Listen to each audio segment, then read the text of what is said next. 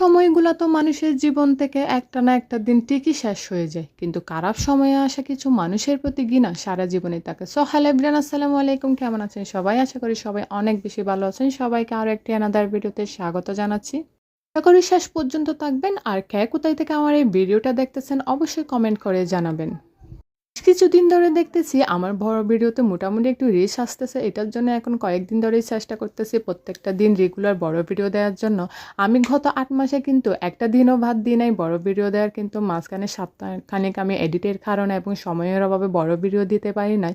তাও ২-১ দিন ধরে চেষ্টা করতেছি আর কি বড় ভিডিও দেওয়ার, কিন্তু টপিক খুঁজতে খুঁজতে কী আর ভিডিও বানাবো, এটা কিন্তু অনেক বেশি দেরি হয়ে যায়। বড় ভিডিও তৈরি করা যেহেতু একটু সময় সাপেক্ষ কাজ, একটু কী ভয়েস দেবো বা অতক্ষণ কী কথা বলবো সেটা চিন্তা করাও কিন্তু অনেকটা সময়ের কাজ হয়। আমার না সবারই হচ্ছে কি বড় ভিডিওতে টুকটাক ভিউস আসলেও কিন্তু এখন বর্তমানে রিলস ভিডিওতে মোটামুটি একদমই ভিউস নাই বললেই চলে।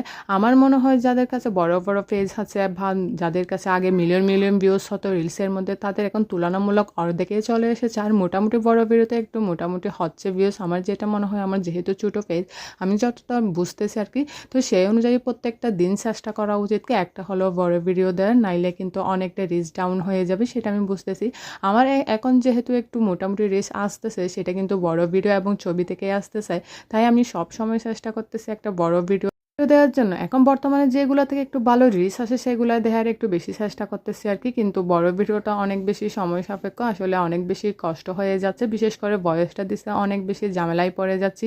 কাজের ফাঁকে ফাঁকে একটু একটু এডিট করলেও কিন্তু ভয়েস দিতে বললে, যেহেতু নিরিবিলি পরিবেশে একটু ভয়েস দিতে হয়, কিন্তু আশেপাশে বিশেষ করে গ্রামে কিন্তু অনেক বেশি ঝামেলা পোহাতে হয় এই যে এডিট করা আবার ভয়েস ওভার করাটা। শুরুতে বলেছিলাম না, প্রত্যেকটা মানুষের জীবনে খারাপ সময় কিন্তু আসে। একটা কথা কি জানেন, প্রত্যেকটা মানুষের জীবনে খারাপ সময় আসলেও না সারা জীবন কিন্তু সেই খারাপ সময়টা থেকে যায় না। একটা না একটা সময় কিন্তু আল্লাহ ওই মানুষগুলোকে খারাপ সময় থেকে বের করে আনে।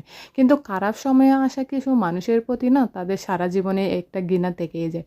খারাপ সময় চলে যায় ঠিকই, কিন্তু ওই খারাপ সময়ে খারাপ মানুষের এবং খারাপ ব্যবহারগুলো যে মানুষের জীবনে একদম গেঁথে থাকে, সেটা কিন্তু কখনোই বোঝা যায় না। বাস্তব কথা কি জানেন, আপনার খারাপ সময়ে যদি আপনি একটা মানুষের কাছে কোনো একটা পরামর্শ চেতে যান, আপনাকে কিন্তু ফ্রিতে এসে 10টা মানুষের পরামর্শ দিয়ে যাবে এবং আপনাকে অবহেলা এবং অপমান করেই বলবে, দেখ দেখ এটা কিন্তু তোর কারণেই হয়েছে, তুই এটা করছিস বলে কিন্তু এরকম হয়েছে। কিন্তু আপনি যদি ওই খারাপ সময়ে 10টা মানুষের কাছেও যদি সাহায্য চাইতে যান না, বিশ্বাস করেন আপনাকে একজন মানুষের সাহায্য করে কিনা সন্দেহ। একটা ভালো বিষয় কি জানেন, আপনাকে এই খারাপ সময়ে সাহায্য না করাটাই কিন্তু না আপনার জন্য উপকার আসে। এই যে আপনাকে খারাপ সময়ে সাহায্য না করাটা যদি আপনি একটা জেদ হিসাবে নিতে পারেন এবং জীবনে কোনো একটা কিছু করবেন এটা যদি ভাবতে পারেন না, দেখবেন আপনার এই জিদটা আপনাকে একদিন না একদিন ঠিকই সফলতা এনে দিবে। হ্যাঁ, এটা ঠিক যে আপনি একদিন সফল হয়ে যাবেন, কিন্তু ওই মানুষগুলোর প্রতি কিন্তু আপনার ঘৃণাটা অবশ্যই থেকে যাবে।